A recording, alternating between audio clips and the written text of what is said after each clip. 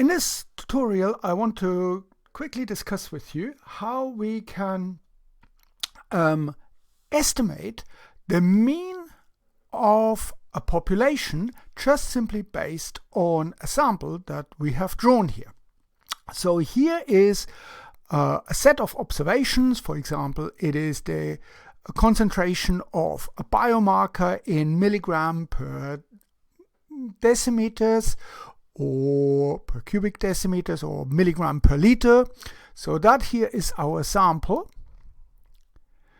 And of course, we would like to know what is actually the mean of the population from which we have taken this sample.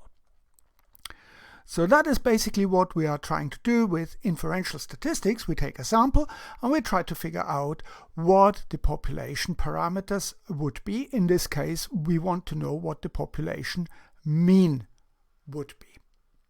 And we would usually try to figure out first whether our population from which we have taken this sample, whether this is normal distributed. So we would do a Shapiro-Wilk test.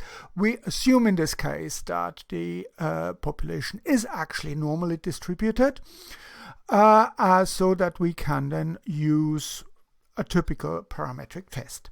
So what we can do is we can first of all make an estimate for the population mean, and we base this estimate simply on the fact that we can calculate an average for the sample. So what we basically say is that the population mean equals to the sample mean, and I indicate that here the sample mean with this x bar. That is basically the average of these observations here. But it would not be very useful if we just simply say, based on this one sample, we know that the population mean is that. We would probably say the population mean is what we find for the sample mean plus minus what is called the margin of error. Margin of error. So it would be plus minus a little bit of the concentration. And this is what we also need to find out, how we can calculate this margin of error. So let's first calculate the sample mean, and in Excel this is very simple. All we need to do is put in this equation here, equals mean, and then highlight the cells that we want to calculate the mean of. So from B2 to B9, put that in, and we get an average of 16.5 milligram per cubic decimeter. Now we need to figure out what this margin of error is. And because we know that our population, or we assume that our population is normally distributed, we can use an equation for a normal distributed margin of error. So we can write MoE equals, we need a critical t-value, and it also depends on the estimated standard deviation. So I write it as estimated standard deviation, and I abbreviate that with standard deviation for the population divided by the square root of the counts that we have of the number of observations. And this part here is very often referred to as the standard error of the mean. So SEM stands for standard error of the mean. And the critical value here, that is a value that we would need to calculate for this margin of error. Now we would also need to find an estimate for the standard deviation of the population. Now we know what a standard deviation of a population what a standard deviation would be, and we can estimate the standard deviation of the population with the equation, we abbreviate it as S equals the square root of the sum of each individual observation, I call that xi, minus the mean of our samples squared divided by n minus 1. So if we've got, like we have got here, we've got 8 observations, it would be 8 minus 1, so that would be 7. So that is the equation for the estimated standard deviation of the population.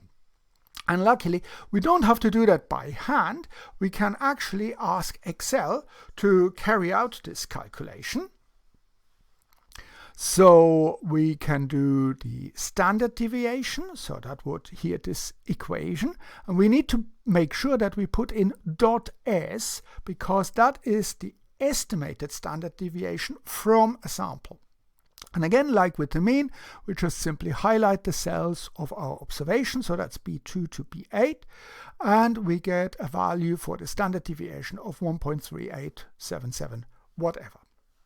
Now we would need to calculate the margin of error, and this would be actually the calculation if you wanted to do that by hand, but luckily Excel has a different built-in function.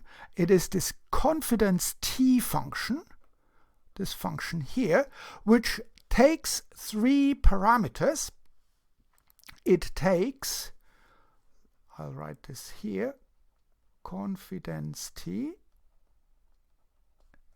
takes 3 parameters. It takes our alpha value, that's the significance value, which we very often would set to 0.05 or 5%.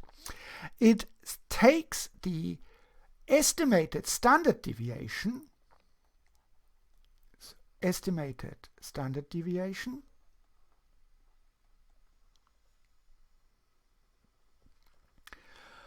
that is what we calculate from this one here, and it also takes the sample size, the number of observations. So if we look at this function here, we can put in the alpha value here, 0.05. We put in the estimated standard deviation that we've just calculated here in cell C12, and we have 8 observations, so the margin of error in this case would be 1.16.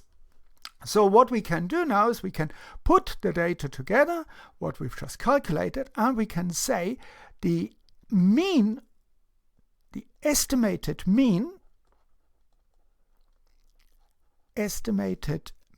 for the population equals 16.5.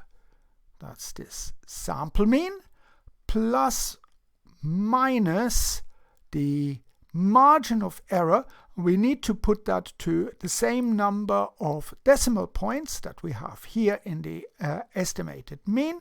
So that would be 1.2, and it would be milligram per cubic decimeter.